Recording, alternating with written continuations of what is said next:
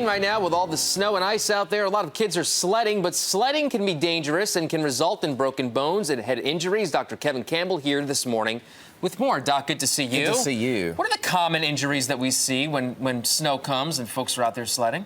So, believe it or not, head injuries are incredibly common. Also, strains and sprains and broken bones. 160,000 emergency room visits every year based on sledding and sledding-related injuries. And some of them can be quite serious. And how does this happen? I mean, you know, you would think that sledding is just fun, but obviously you have a sled with you right now. I'm assuming the sled can break, or you put too many people on it. How does it happen? Well, there's a couple of things. One, you don't want to sled in the street. You want to make sure you're sledding in a grassy location where you can still go fast and have fun, but you want to make sure it's free of obstructions. No curbs, no trees, no other obstructions. And also, you want to make sure that you're sledding feet first, not head first, because you can really run into something and have a big problem.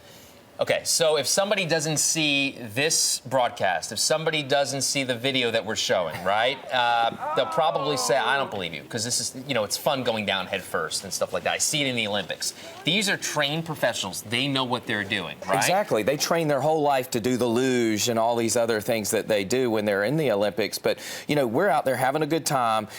You always want to have an adult supervising. And let me tell you the most important thing. Yeah. Let's wear a helmet. It sounds silly. Put a bike helmet or a horseback riding helmet on your kid. Head injuries, some of them serious, were 30% of those 160,000 visits. Some resulted in paralysis, death, and very important to wear a helmet. Right. What about the type of sled? We have found that the most important type of sled we can use is one that's the old school. It's got the runners on it, just like this one here.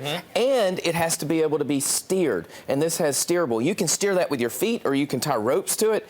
But it has runners on it here, and the runners are important because if you hit a rock or a stone or something, you could, on a regular slick sled, you could injure yourself. This keeps you off the ground. Right. And it's actually pretty darn fast. This is what I learned to sled on. Right. My daughter and I sled on this when we have good snow. Good deal. 20 seconds left. How much does something like this cost about? This sled is probably around $50. You can get it at, any of the major Home Depot, Lowe's, that kind of thing. So, but really a great sled, and it's a lot of fun. Yeah, no doubt about that. Good stuff as always, Doc. Good to see you. Good to see you. Of course, if you have a question for Dr. Kevin Campbell, really easy. Log on to our website, WNCN.com. From there, you can also find his website, his Facebook page, and you can also hit him up on Twitter.